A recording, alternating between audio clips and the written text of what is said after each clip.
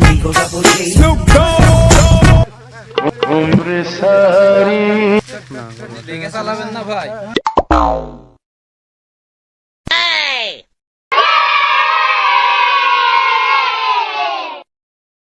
তোমরা ইয়ারফোন যে কানের মধ্যে নিয়ে হরেন মরেন ঠিক পাবে না ভাই লাগছে কথা ভাই।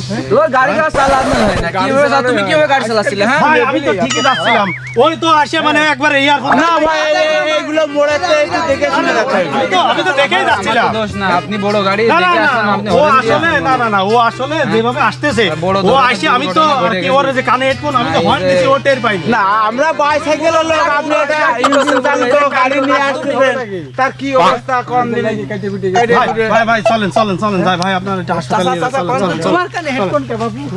আবার আর চালাতে হলে তো একটু দেখে শুনে চালাতে হবে, কারণ বর্তমান ছেলেগুলো তো আছে, ইয়াং ছেলেগুলো খুবই খারাপ। আর এরকমের মোড়ে এরা পারে মোড় দেখে না, আশপাশ না দেখেই চলতে গেলে হবে না। আবার এখনকার ছেলেপিলে সব কানের মধ্যে ইয়ারফোন আর ইয়ারফোন তো আছে, হরেন দিলে কি আর শুনতে এদিকে- পারবে না তো সব সময় মোবাইল নিয়ে ব্যস্ত, হ্যাঁ, এরা পড়ে থাকে ফ্রি ফায়ার নিয়ে ব্যস্ত, ওই চালাতে চালাতে ওটাও তো অ্যাক্সিডেন্ট করবে। না মানে আসলে রোডের ধারে এরকমের কাজ কাম ফ্রি ফায়ারের যুগ, ওরা ওই নিয়েই ব্যস্ত। আমাদের ভিডিওটি যদি আপনাদের ভালো লেগে থাকে অবশ্যই আপনারা সাবস্ক্রাইব করে আমাদের পাশে থাকবেন। ধন্যবাদ।